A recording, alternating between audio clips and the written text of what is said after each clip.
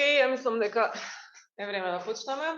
Hello, everyone and Добро welcome. вечер на сите. Добре дојдовте на третата јавна панел дискусија онлайн во рамките на нашиот проект Допир и екологи, организиран во партнерство со Лукс и Британскиот совет, кој што беше отворена на 15 септември и се уште трае во Националната галерија во Мала Станица до 15 октомври. Денес нашите гости се двајца уметници кои што се дел од оваа екзибиција. Да им посакам добре дојде на Кристина Поликова и Луи Хендерсон, кои што се вечерва со нас. Да ги споделиме нивните искуства, нивните дела кои што се вклучени во рамките на овој проект и ќе разговараат исто така за некои други нивни дела кои што се занимаваат со теми кои што на овој или начин се поврзани со екологија, различни нивоа на толкување на идните екологија, колонизација, деколонизација, човечкото зајакнување, моќта на човештвото, болести, миграции и така натаму. Пред да започнеме со разговор со уметниците, накратко да ви ги представам. Кристина Поликова е македонска уметница која што живее во Скопје и во Лондон. Нејзиното интердисциплинарно творештво се заснува врз наука и технологија. Нејзиното дело истражува начинот на кој употребата на технологијата може да доведе до поголеми облици на одржливост и односите човек може да ги човекот и природата. Работејќи низ подвижни слики, звуки, инсталација, таа има за цел да изгради субјективни наративи, засновани врз научни податоци и начела во своите дела, има тенденција да представи гласови, осуштества, предмети, па дури атоми, со цел да се обиде да ги доведе во човечките перспективи. Преку употребата на напредна технологија, делата на Кристина честопати се занимаваат со прашања од животната средина, при тоа раскажувајќи лични приказни кои ја стават публиката во центарот на сцената. И накратко да ви го представам другиот уметник, Луи Хендерсон, кој е режисер и писател кој експериментира со различни начини на работа со луѓе, вајќи го вниманието кон нашата сегашна глобална состојба дефинирана од расниот капитализам и се присутните истории на европскиот колониализам. Од 2017 година Хендерсон работи во рамките на уметничката група The Living and the Dead Ensemble, со седиште меѓу Хаити и Франција, тие се фокусираат на театар, песна, слем, поезија и кино и на нивниот прв долгометражен филм Увертири добива специјална награда од Меѓународната федерација на филмски критичари и новинари на 70-тиот меѓународен филмски фестивал во Берлин 2020 година. Неговите дела се прикажуваат на разни меѓународни филмски фестивали, уметнички музеи и биеналиња и се дистрибуирани од страна на Лукс. Живеела и работи во Париз. Прво ја повикувам Кристина да ни раскаже малку повеќе за нејзината тековна работа и екзибицијата Допир и екологија, кој што дело кој што се вика место на спојување и да ни представи на оние кои што нема прилика да го видат делото и да ги покани да ги искористат овие последни делови, да го погледнат тоа дело во Мала Станица и исто така да ни го представи концептот зад ова дело. Така што Кристина повели. Благодарам, Ана. Благодарам за любезниот вовед. Јас сега ќе го споделам мојот екран за да може да погледнете сите работи кои што сакам да ги презентирам. Right. So, could you just confirm that you can see the screen with the Само presentation? потврдете ме, молам дека можете да видите презентацијата во ред. Благодарам. Ќе започнам со мала презентација за врска со место за спојување, кој што е проект кој што Јас го прикажувам, изложен во мала станица во Македонија, пошто Ана веќе многу љубезно го задавуват за мене, за мојата пракса. Јас ќе почнам да зборам за мојот проект. Место на спојување е дело кое што е обработува миграцијата и животот на критично загрозената европска јагула. Ugljite niste uobičajeno povezani so diverziteti ili pak so što su zagrozeni. I prvo što smo pomislili na zagroženi vidovi se polarni krvnički, pandita i tije životi, odnosno ovije ribi, pred mene njim je dadan akcent. Таа е причината заради која што јас се почнав да разгледувам европската јагула, заради тоа што всушност пред 7 години јас познав кои што живеат во близкото езеро во Северна Македонија, се во можност да мигрираат назад во Саргасското море, каде што нивниот животен циклус почнува и завршува и тие не можат да се вратат на тоа место затоа што изградени 6 брани што ги спречуваат овие јагули да го направат тој пат, пропатуваат по тоа море. Јас се разговарав со многу научници од Хидробиолошкиот институт во Охрид за ова навистина ужасно искуство на овие јагули и исто така сум разговарала со научници во Лондон со искуството на јагулите во реката Темза и да ги споредам тие две искуства, идејата да беше да се мапира, односно да се проследи патот на тие две јагули, едната од реката Темза, другата од Охридското езеро, и како всушност на магичен начин доаѓаат, се спојуваат и нивното патување од Саргасското море, нивните замислените фантазии, соништа да се вратат на тоа море, на тоа течко, на таа точка. А тоа море е лоцирано во Бермудскиот триаголник, нема копно околу него, нема граници. И всушност тоа е всушност ограничено само од 4 струи. 4 струи што има на Атлантскиот океан и всушност јагулите од таму каде што потекнуваат.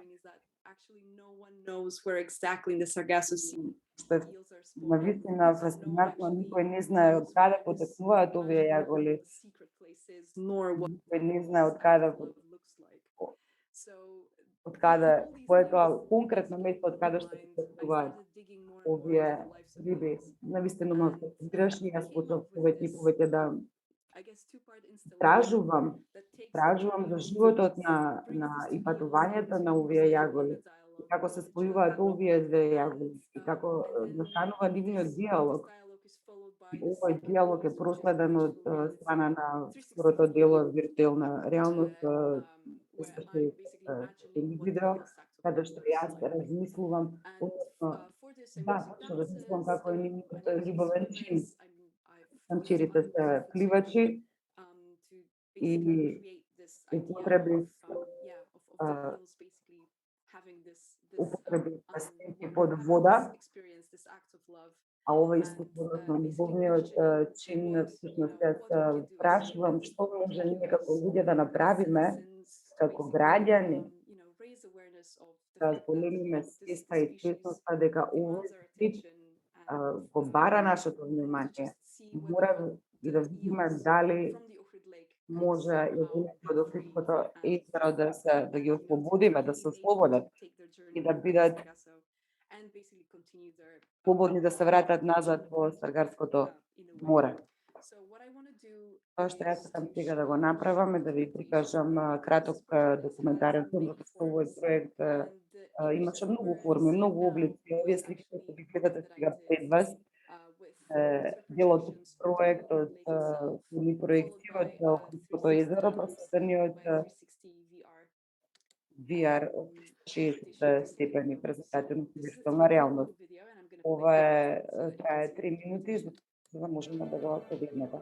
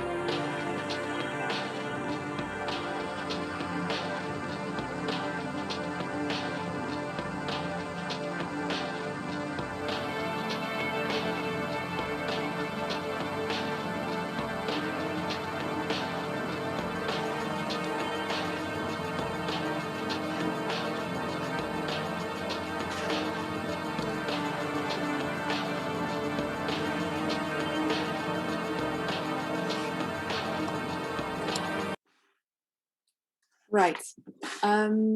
So let me just get out of this bit. So that's the presentation Тоа of беше презентацијата на прето што се одвиваше во Охрид.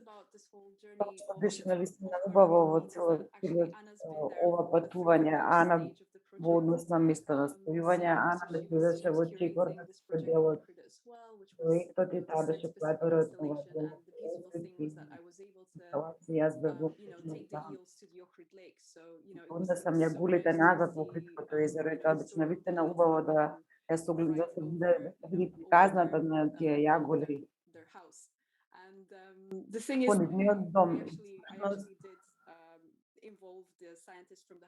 Јас учев и научите хидровиолошкиот институт, така што Охридското езеро се разбира заштитена област. Исто така направивме една екологичко истражување дека јагулите се безбедни, односно без оваа инсталација да се случи ќе биде безбедно се случи на Охридското езеро, дека нема да има влијание врз флората и фауната по оваа инсталација. Следствено на кажување на место на спојување. So it was shown there at Тоа their беше кажано на Northeast Гринман which is the main фестивалот stage во of Велс big во Обединетото screens кралство, тоа е главната at сцена night. при So која што right гледате, after тоа беше the се случи um, навечер. performances ended, then the Кои where we изгледите awards was завршија, taken, место на спојување and people were able to изгледа see the work there as well. центрот на And минатата. finally, the work made Точно its диплото way беше to Mala прикажано Stanica, which во is Мала currently on Станица, show. каде што всушност се уште And е it's изложен. it's the third and final staging of the work, Тоа е which третата и includes финална the фаза на entire диплото, кој што presentation е of целосно in презентација the same way that it was shown at на Ohrid. ист начин кој што беше So прикажано во Охрид со водените and there is водните also a chance for people проекции. to experience the VR И work така as well има in the gallery. можност So да ја yes, if you're да able биде to дел од VR to презентацијата, this, значи ако сте во можност да ја yeah, посетите it's an Мала amazing Станица, show with such отворете го interesting тоа, artists зашто навистина and прекрасна изложба such со a topic многу and such a уметници, relevant topic for our times. одличен, односно релевантна тема за нашето живење. Сега за овој проект благодарам. Тоа би било тоа, односно овој проект. Благодарам, Кристина, за оваа прекрасна презентација. Сакав само да напоменам или да поставам на прашање во однос на другите нивоа на толкување на место на спојување, не само за приказната за јагулите и нашата локална јагула, која што не може да си го најде патот, односно природен репродуктивски циклус. Меѓутоа има и други нивоа, имаме дали тука се однесува и тоа на миграција на луѓе и всушност на некој начин ова е многу една интимна нели наша интимна приказна, тоа што случно е. Мислам дека се фокусирав на рибите, на јагулите, затоа што веројатно е многу ми е блиско тоа до срце. При срце ми е кога зборувавме јас што значи овој проект за мене на некој начин е исто така рефлексија, односно на некој начин некоја географска, затоа што јас сум мигрант, јас сум навистина можете да замислите колку е тешко да се преминат тие граници, да се живее во Скопје, во Лондон. Тоа точно јас сакав да направам една паралела помеѓу човечкото искуство и на јагулите, затоа што ми сметам дека е важно да ги направиме овие паралели. It's not about anthropomorphizing, but it's also, but in a way, the more people think about Колку animals повеќе and луѓе other тогаш beings мислуваат за as животните и други same суштества на beings as ниво humans, they just на луѓето, на човекот, might feel more empathy. може да се развие една поголема емпатија и тоа е мое мислење. It's nothing set in stone, but it is like an Не outgoing е point for me as врижено well. камен, меѓутоа I am always trying to kind of draw кога се parallels обидувам да between the направам human experience and the паралела animal experience, so помеѓу that нашето there can be some other levels живење како луѓе и истото односно empathy она на that, животот, за да се направи and yeah, да се like разводи always некоја experience емпатија, затоа што имаме различни нели начини на доживување и на живење на животот. Благодарам многу, Кристина. Сега би го поканила Луи Хендерсон да ја представи, да го представи неговото дело, пошто во рамките на проектот Допирот делото се нарекува Што е материјално и вашата работа во однос на зајакнување на моќта на луѓето, односно надмоќта на оние не видовиност над силните врз оние кои што се послаби, односно понеразвиени заедници. Би ме замолила да ни кажете нешто повеќе за вашата работа, односно вашите дела преку слики, преку видеа, се разбира. Само еден момент. Го споделам јас мојот екран. Ова е всушност насловот е разговор на ѓубре, врз ѓубре, или пак јас ќе го насловев наводници глупости. Тоа е насловот, разговорно. се што материјално е всушност видео кој што јас го снимив во 2014 година и тоа е рециклирана верзија на претходно снимен филм Лет кад војон, кој што филм снимив во Гана во 2013 година. Причината заради која што велам дека е рециклиран филм, затоа што самиот филм и опфаќа темата на рециклирање, особено првиот филм од 2013 Визионерски писма. Тоа се работи за електронски отпад, значи тоа е отпад во Агог Блоши во Акра во Гана. И таму на тоа место има многу електронски отпад кој што се праќа од развиениот свет, се праќа во Гана да се рециклираат и најчесто се праќаат со контејнери во големи бродови и се отфрлаат во отпадни површини. Овие се многу познати слики кои што и други луѓе ги имаат прикажани во други прилики. И дури има направен филм на Содом и Гомора одамна. Во основа овие компјутери најчесто млади луѓе кои што се на самото место во отпад ги земаат компјутерите, стари компјутери и ги горат пластичните обвивки од тие компјутери за да можат да ги излачат тие скапоцени метали кои се држани во тие компјутери. Јас бев навистина интересираше да одам на лице место да го видам овој процес на тоа екстрактирање, тоа излекување од скапоцените метали во овие компјутери. И сакам малку да ви представам, да ви кажам од каде потекнува тој мој интерес отпадот кон рециклирањето и ѓубрето.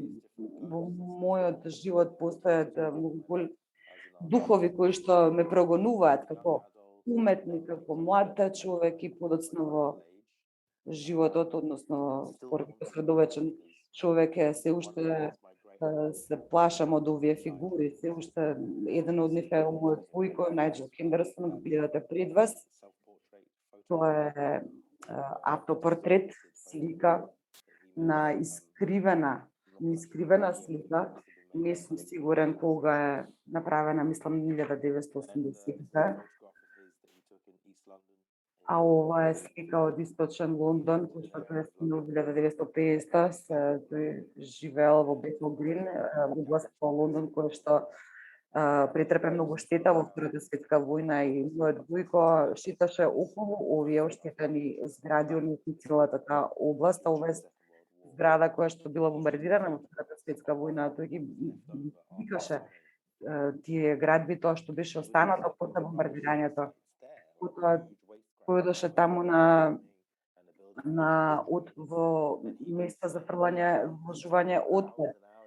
И поминуваше долго време, со часови поминуваше гледајќи, разгледувајќи ги овие отпадни места и собираше делови од отпад, како што гледате пред вас, ова е дел метал, ова се делови од федери, ова жици, и тој ќе ги земеше домот кон него во неговото студио. Тој во тоа време студираше уметност во Слейд, имаше таму фотографско студио. Ги ставаше тие на специјална хартија за развивање фотографии. Значи, тој беше заинтересиран, го интересираше да земе ѓубра, нешто што е отпад, и да го направи како уметничко дело. Ова е стаклено шише за млеко, што го нашол отфрлено, односно на некое место, бомбардирано место, искршено, отфрлено, и тој го изведува и го направил уметничко дело. уште еден така наречен дух во мојот, односно два духови од мојот живот. Овој човек тука пред вас, ова е мојот дедо, Питер Шининг. Ова е мојата баба, Маргарет Шининг. Двајцата се починати, како и мојот вујкот, и тие беа археолози. Гледате, пред вас пишува од археологија, Ултер Бейс проект за истражување во Универзитетот во Гана. Моите баба и дедо се оселија, живеа во Судан. По револуцијата во 1952 и откако мојот дедо ја изгубил неговата работа, а тој го водеше музеот за антиквитети, и се присели потоа во Гана и го отвори овој оддел за археологија во универзитетот. Ова е една од раните слики кога тие двајца работеа заедно, мојата баба и дедо во Судан. Ова е мојата баба пред вас. Многу е кул, тука се визните очила за сонце. И можете да видите тука нели фрагменти, кои што тие имале ископано тогаш, и моје мислење ја беа заинтересирани, односно ги интересираше на да копа, да чепка во тие отпади, работи што се фрлени како ѓубре, како отпад, и да ги презервираат. Еден од моите интереси беше тие методи под влијание или на мојот, инспириран од мојот вујко, мајки отпад и да се направи како некоја уметност, и исто така моите баба и дедо кои се купале како археолози по места кои што биле сметани како отпад во Африка, а моите баба и дедо не биле цело време на афричкиот континент, тие работеле таму во 50-тите и 60-тите од минатиот век. И ги реков дека мојот дедо изгубил работата заради египетската револуција, а тој во 57 бил поканет во Гана, а потоа по нивната револуција претходно беше нарекуван Златниот брег, тоа било британска колонија. Беше првата независна држава на Африка. Моите баба и дедо беа во Африка, се најдоа во тој момент во континентот кога се случува некој процес на деколонизација на проектот. Тие себе суште беа интересирани во историја во археологија, тие беа десничари политички, членови на комунистичката партија, и тие беа против колонизација. Тие размислуваат како да настапат како археолози, а да не бидат во рамките на нивната колонизација. Мојата баба, ова е едно од големите договори што таа ги има направено, како може арата па историја да се искористи за да се стекне ново знаење за важноста на афричкиот континент пред да настапи колонизацијата од страна на европските големи сили. Тоа беше напишано во текот на почетоците на афричката независност од европската колонизација. На сликата пред вас од десна страна на кошулата втората жена на мојот дедо. Години подоцна јас овој мој интерес го продолжив и го применив во филмска уметност, и како може јас да размислам на филмска уметност кој што се однесува нели на отпад отфрлен од нашите општества. Како може тоа да биде поврзано со интереси да и некој разбирање во овој случај или во филмот како обид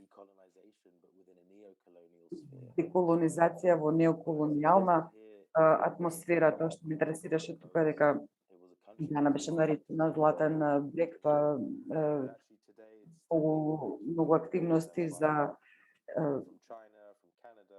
рударски активности за извлекување на злато добивават и какво беше под колонизирана Британија, а овие процеси на вадење на тие скапуцани метали, бакар и злато од ѓубрето, речеме на Европа, кој што е испратено во Гана од Европа или Северна Америка од земји кои што се преразвиени земји, го сметаат тоа како отпад, а во Гана го излекуваат скапоцените метали за да може да заработат за живот.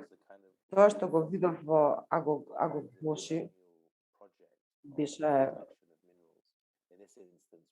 како дел од тој проект во колонизацијата за излекување на скапоцени метали.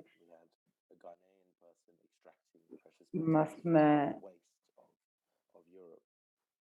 човек од Гана кој што нели ги излекуваше тие скапоцени метали од ѓубрето на Европа. Формата на филмот кој што јас избрав да направам за да ги изразам оваа содржина беше рециклирање на стари слики кои што го направив една година порано причина заради тоа беше сакав да развиеме една форма која што може да го многу убаво да го прикаже целиот овој процес и да послужи да убаво да објасни до тоа што зборувам јас, но едноставно јас се најдов во многу тешка економска ситуација во таа година, во 2014 година. Немав пари, немав работа, живеев во пари. Низок грант, за да завршам факултет, едва имав пари за кирија, меѓутоа имав грант за да направам нова изложба, ново дело, за изложба и решив дека најдобар начин на кој што може јас да направам нов филм е да рециклирам слики и материјал од старо видео и да го употребам интернетот како алатка. Сега ќе ви прикажам еден клип, меѓутоа треба да се вратам на вебинарот да додадам звук, извинете за кратко. Ќе ви прикажам еден многу краток екстракт од се што е материјално.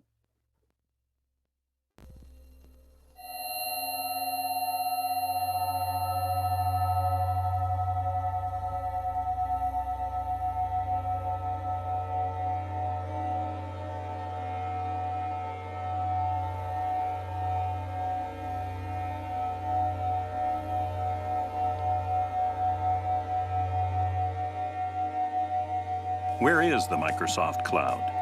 In reality, it exists in our vast worldwide network of data centers that provide the foundation for a wide array of online services.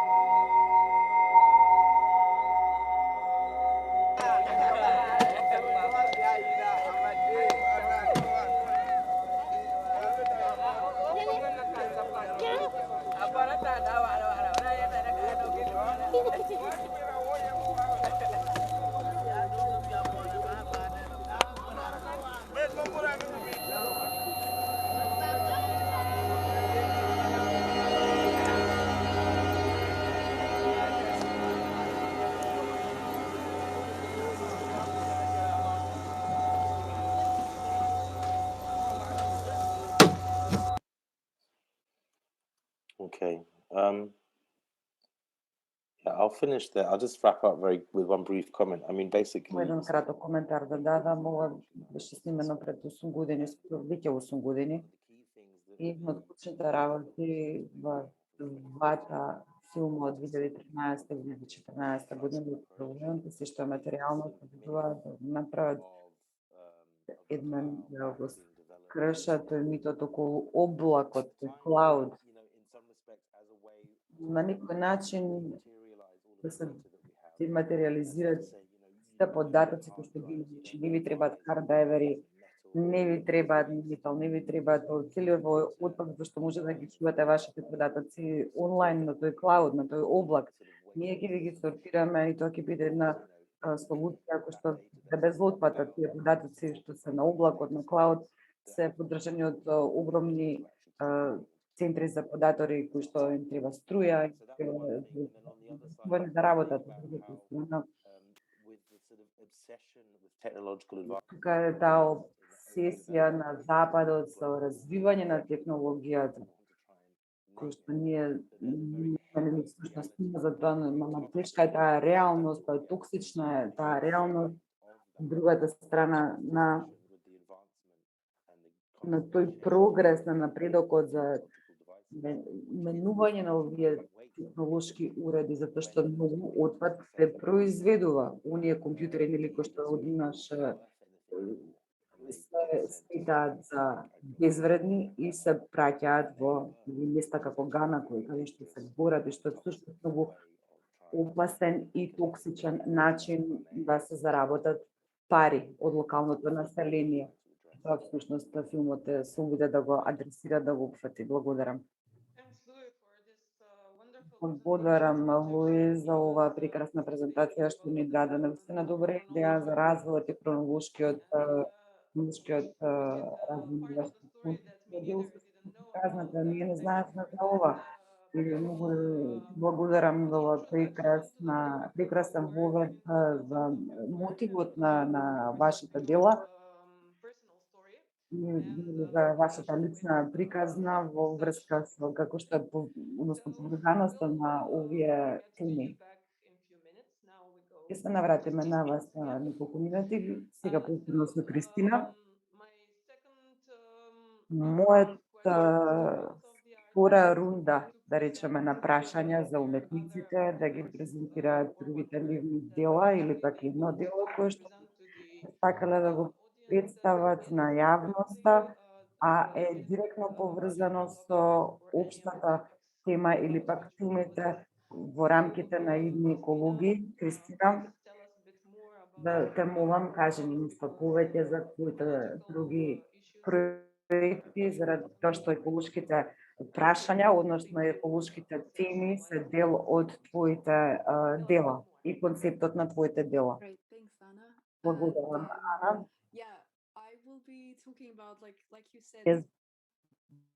Зборам голем дел од моите дела обработуваат животната средина и екологијата.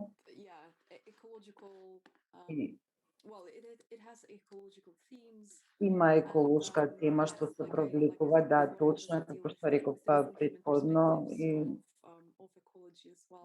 се упаќа тој нечовечки фактор во екологијата. Ќе зборувам за два проекти, во гледам времето. Време. Првиот проект за што ќе Првиот проект, повторно ќе го споделам мојот вебсайт. Дали можете да го гледате, да го погледнете мојот вебсайт? Зборувам за Atom C. Тоа е дел од една поголема екзибиција за меморијата на јаглеродот, односно циклусот на јаглеродот. Во ова дело, всушност јас ќе ви пуштам делото да го погледнете, но ќе го исклучам звукот, за да можам да прескокнам некои делови, затоа што е долго делото, а за жал немаме многу време да го погледнеме целото дело, но идејата е дека го разгледував циклусот на јаглеродот, кој што всушност се случува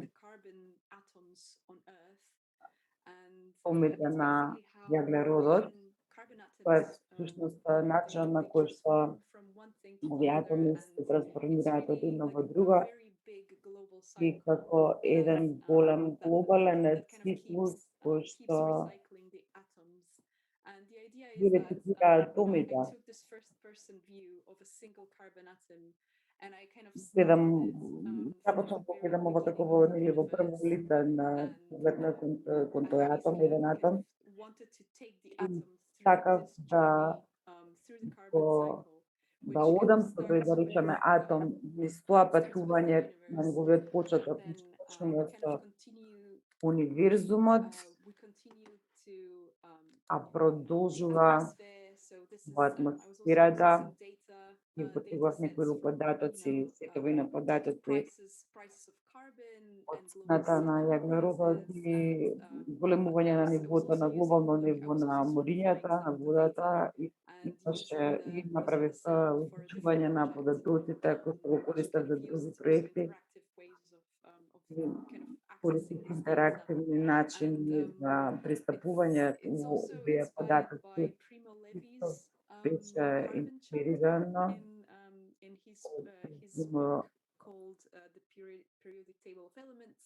Примо Леви, неговата книга. Книгата насловена како The Periodic Table. Тој италијански писател и се напише оваа прекрасна книга. Kind of story, but на автобиографска приказна за различните елементи во периодичниот систем, а тој раскажува приказна нели за патувањето на атомот и ова дело инспирирано од книгата на Примо Леви. И јас размислував, си го поставив прашање, ако овој атом преживее целиот циклус, заради тоа што елементите опстојуваат, многу тешко е да уништиш елемент. Освен ако не е дел од некоја огромна експлозија или фузија, значи многу треба да се случи за еден елемент да исчезне.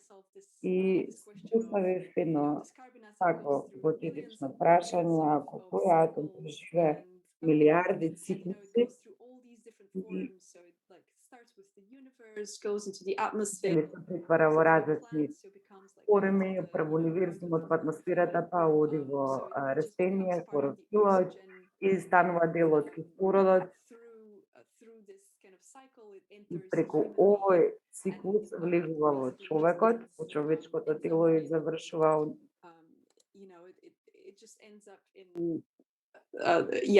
becomes part of our consciousness because во дел од нашата свесност, заради тоа што ние како луѓе, голем дел од нас нели јаглеродот, гледав на овие тензи на тоа што за нас значи јаглеродот, тоа што ние го знаеме како CO2, и тоа нешто се уништува екологијата и природата, меѓутоа е дел од животот. Затоа има голема тензија. Многу го обработувам во моите дела, затоа што нели изворена енергија. Прашањето беше дали овој атом би ги запомнил сите овие состојби на постоење и облици на постоење во текот на тој циклус и земајќи и ако атомот може да запомни каде би се нашол овој, како би гледал на овој, на постоечкиот на сегашната историја, сегашните перспективи, што би значило тоа за животната средина.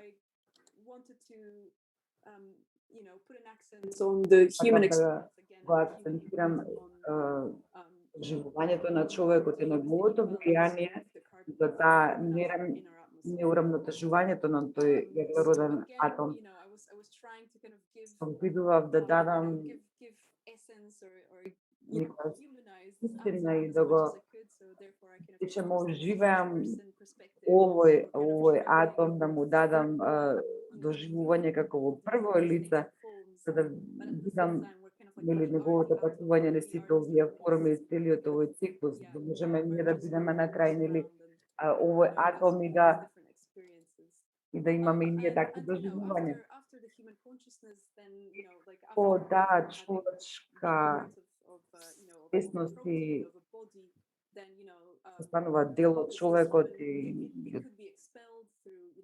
протеинот може да се испрли или со издишување, се издишуваме јаглерод, дали пак кога ќе почине, кога ќе замине тој човек, кој што се наоѓа тој атом, дали атомот се враќа назад во земјата, и тоа е дел од еден огромен систем. И сакам да го прикажам тој систем. Веројатно сакам да направам еден голем, да го прикажам големиот процес што се случува во светот, да поставам прашања каде се наоѓаме ние во моментов и кои се ние, нашата поврзаност на въглеродните атоми. Исто така размислував, го гледав тоа твоето дело, Луи, и помислев дека може би е добро да го споделам овој проект, нарекува Црвен. И може да скоро на некоја обратна колонизација, и тоа на тераформирање, и како тераформирањето станува фантазија на колониализмот, и гледав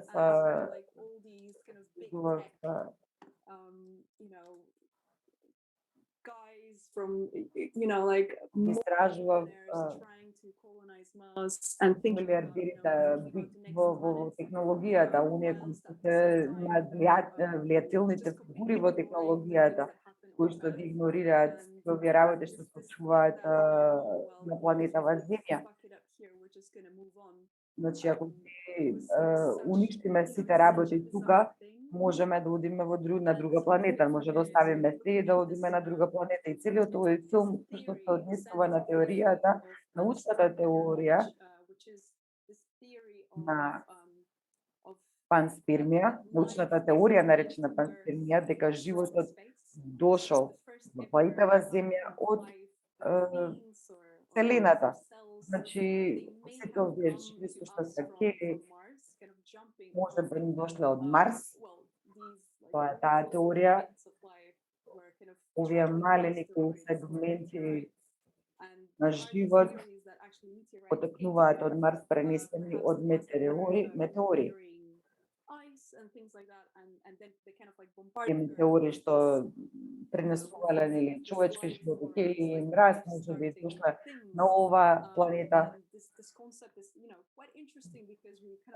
Интересен затоа што ние докато се обидуваме да го мигрираме животот надвор, да го несеме надвор на други места и сонуваме да ги направиме непристапни места, да ги направиме всушност и пристапни. Може да се живее на нив. Размислував за таа цела работа и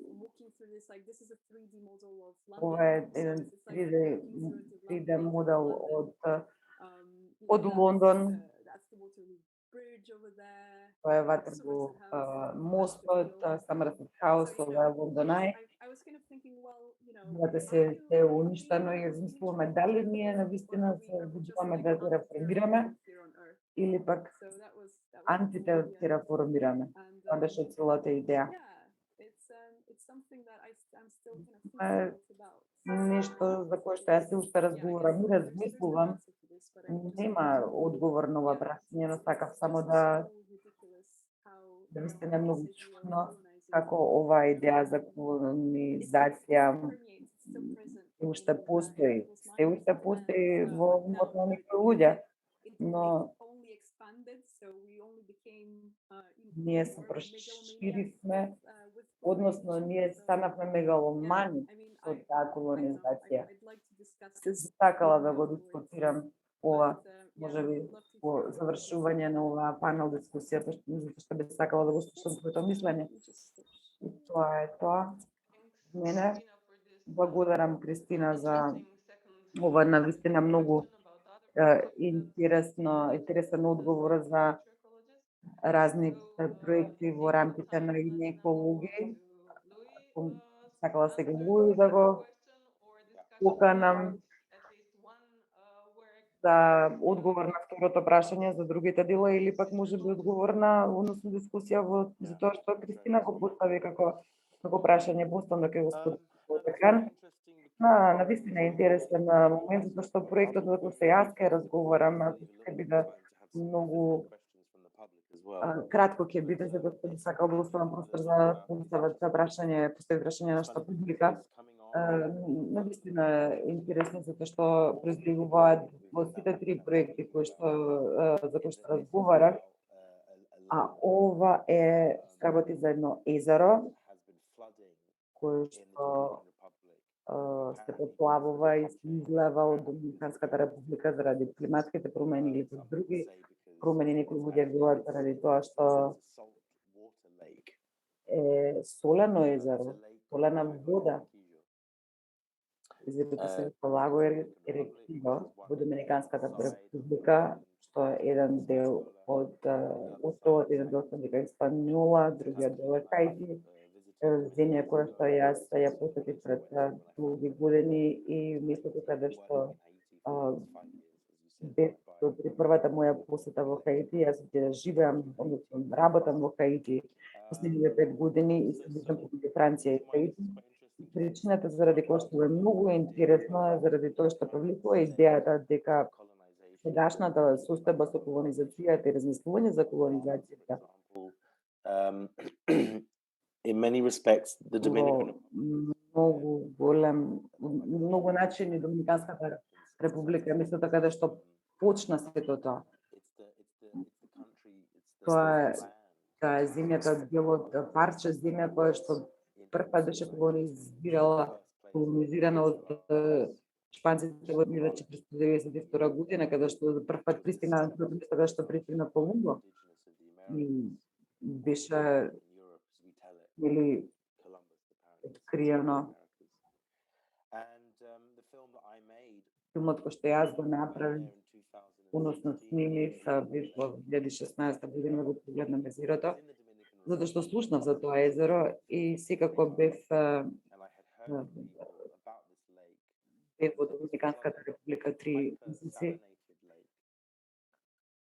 Тоа веќе се изливаше и било создадено заради пред многу години. Имаше многу големо преместување на планините и всушност тоа преместување на планините беше оставено ова место како дел на островот и понатамошни тектонски движења каде што планините се издигнувале и го затвориле овој дел, а што е на надморска височина. The reason why I mentioned this about once it was the sea, it was once the ocean. Значи ова порано беше дел од океанот, дел од морето. Кога јас бев во Доминиканска република од 2016 година, јас запознав со палеонтолози, што го проучуваат тоа, односно еден палеонтолог го проучуваше тоа езеро. Ова е дел, што гледате пред вас, корал, фосил на корал, кој што некогаш бил дел од океанот и долж брегот на ова езеро ќе најдете вакви корали кои што умреле пред многу години и станале парки. А тој научник бил таму, тој палеонтолог бил таму заради тоа што сакал да открие начини да се спречи деструкцијата, уништувањето на коралите, на овој системот на корали на Карибите. дајќи на начинот на кој што овие корали живееле пред многу години и начинот на кој што се развиле, односно смениле во согласност со зголемувањето на температурите на морињата и начинот на кој што тој можеше да стори тоа е да ги проучува овие корали, затоа што порано имало многу заедници на корали, а тој ни кажа, а коралот што можел да се најде околу таа средина, бил во многу видови, кој ни покажа еден корал кој што бил составен од 4 видови корали, а тој беше заинтересиран да пронајде како потенцијално иднината во иднина може да се зачуваат, да се спречат од изумирање овие корали. И како живееле овие корали во близина, во тесна близина со други видови. И беше заинтересиран за тоа заради тоа што начинот во кој што луѓето во 2016 година се обиделе да ги спасат коралите од изумирање е со плантажи на корали. Значи, плантажи на корали на самото дно на морето, за истите да обстанат. Но проблемот што тој го воочил е дека тие плантажи се монокултурни во смисла на се обиделе да посадат еден вид на корал. Тоа не било успешно заради тоа што ако имате само еден вид на плантажи, еден вид на корал, тој истиот ќе изумре, како што се случило и пред долги години на самиот остров по пристигнувањето на Кристофер Колумба. Шпанската влада поставила плантажи со шекер. Значи не само тоа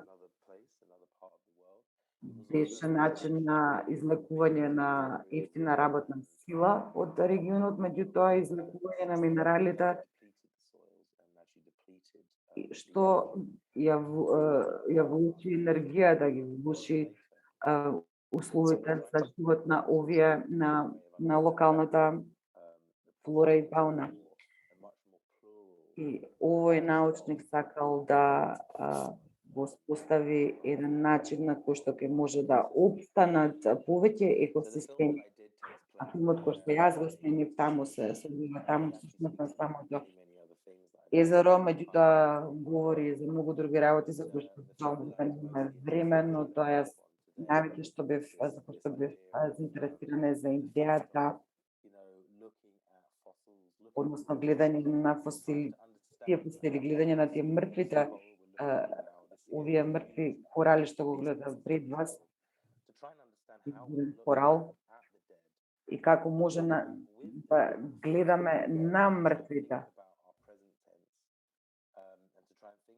да размислиме во нашиот сегашен контекст, нашите политички, еколошки и други проблеми кои што ние се соочуваме сега и да учиме од минатото, да учиме од мртвите, да учиме од оние кои веќе не се тука, за да ги спатиме работите во контекст, односно да ги оживееме во форма на палеонтологија, на археологија, преку други науки кои што се обидуваат да им дадат глас на овие мртви суштества. Како може да научиме од нив, за да ни дадат нас подобра индикација, подобра идеја за човечките активности, кои што може да го генерираат работи за да имаме подобра перспектива на живите суштества во сегашноста. Живот врз што се заснова на мртвите. Подобар живот што се заснова нели на мртвите. Мислам дека доволно. Благодарам, Луина, за ова многу интересен пристап, presentation or your presenting of one part at least of your second барем project. еден дел од Maybe you can твојот втор share проект кој што може би a можел vision да го of how you споделиш, look at this second каде би video можеле да го to погледнеме the ова второто audience, just to видео, see what како was the некоја work. идеја која So first, заради тоа што првото дело ние да ги каниме да го погледнат во мала станица, но второто дело би било убаво да имаат идеја, video to see дел од видеото каде да го видат, како екстракт, како дел, за да го погледнете. Ако го изгуглате моето име во Vimeo, може да го погледнете, но ако ги интересира поинтересира публиката, може слободно да ти собрате тебе, јас ќе ти пратам линк, а се прикажува во Лондон следната недела, меѓутоа не во Македонија. Не сега. А јас би бил нема проблем, јас ќе ви споделам линк каде да го погледнете. Филмот говори за моето мислење, меѓутоа и мислењето на другите дека климатските промени, кризата што чувствуваме денес, голем дел е заради колонизацијата на двете Америки, односно Јужна и Северна, и пристигнувањето на Кристофер Колумбо во тој дел и за создавањето и продолжувањето на таа трансатлантско робство да се направи како стана тој континент најмоćен во цел свет, што и даде моќ на индустријската револуција, кој што ја создаде најголем дел од јаглеродните емисии и тој индустријски капитализам. Меѓутоа, денес сакав да се фокусирам на идејата на овие фосили, затоа што навистина многу ме интересираат во моментот. Навистина е многу интересен пристап и многу и повеќе слоена, значи многу различни приказни што се поврзани со екологија и можеме да зборуваме за оваа тема на многу различни начини. Јас мислам навистина прекрасен разговор со вас двајцата, поврзане на некој начин, вашите дела се поврзани.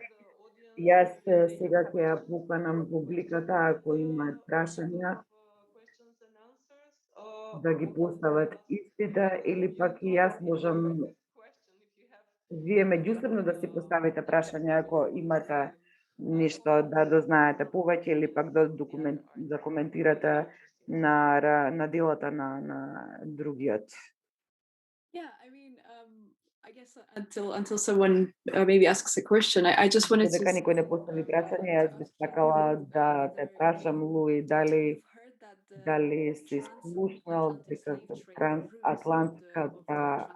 трансатлантското робство, односно рутите, дека истите рути кои што интернет каблите поставени всушност тие се поклопуваат и тоа всушност видов пред неколку години, може да ги видите истите рути на трансатлантското робство и трговските рути во тоа време.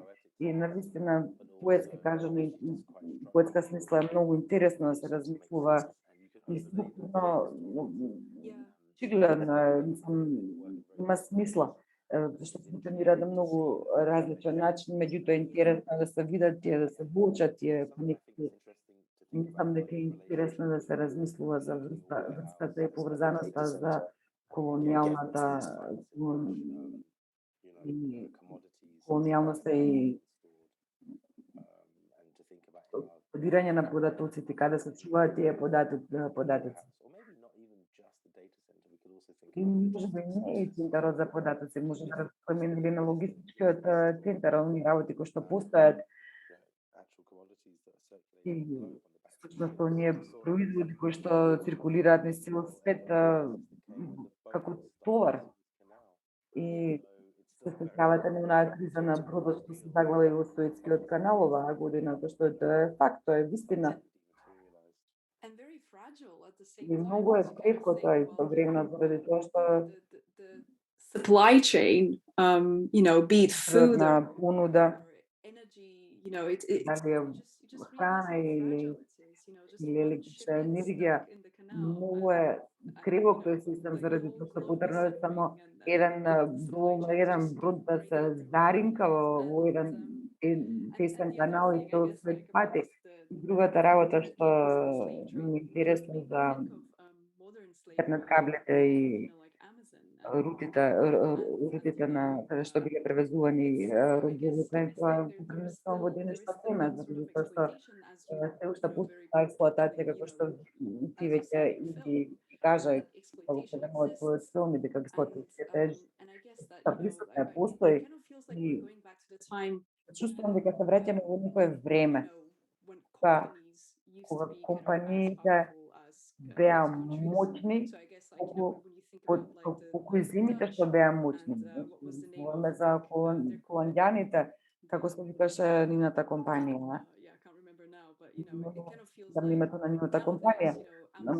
Чувствувам денеска, размислувам за Amazon, Google, Facebook, подеднакво се големи или пак уште поголеми од самите држави. Така, постои голема моќ.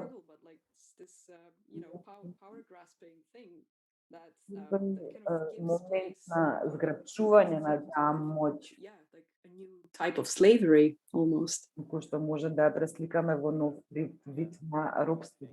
И да, точно, вистина, и тоа е прашањето што сакав, јас сакав да ти го поставам, доколку нема прашање од публиката. Јас исто така накратко сакав да слушнам соочени со овие работи. Да, можеме да правиме ние филмови, да снимаме и да инсталации за овие теми, но овие филмови што јас ги направив се веќе од пред 8 години, дури морето и историјата беше пред 5 години или 6. Од тогаш јас мојата практика ја сменив и мојата работа е се повеќе ангажирана на самиот терен. Во Хаити, например, и тоа е повеќе со социјални писани проекти кои што одат подалеку од продукција. И ми беше интересирана твојата работа и твојата работа, нели, ти што истражуваш, што враќаш кај научници, всушност дека уметноста има улога, има тоа многу главна улога, важна улога во сегментот од живењето. Значи ти разговарала со научници, јас како палеонтолог, и јас се прашувам како се гледаш ти во твојата пракса, во твоето разговори со тие научници, еколошки активисти, ако може така да ги наречеме, како таа соработка конфигурираш помеѓу. Тоа не се научно прашање, тоа се I mean, for you, yourself, you're a filmmaker and режисер, да, и тоа работката ти е во сршта на твоите дела, заради тоа што имаш многу или разговори со различни луѓе, како ги поделуваш ги делиш тие работи, но тоа е начин да се оттргнеш од егото, заради тоа што кога работуваш, мораш да се тргнеш од твоето его, треба да бидеш отворен, треба да го слушаш соговорникот, мислам дека за да се добие вистинската рамнотежа во проектот, во проектот работи со активисти, базирани во оприту со во борбени линии кои што се прават смртни закани од индустријата, што не може се тимбилот, не можете да градите тука. Но убаво е чувството заради тоа што јас сум интересирана да ги работам сите оние елементи кои што можат природно да се поврзат со овој проект. Работам со активисти, работам со млади луѓе и работам со млади луѓе од, например, од Охрид. Разговарам со како да користиме новите технологии во врска со екологијата. И одлично е што гледам како младите луѓе се однесуваат со овие нови работи, но за мене accessible as possible.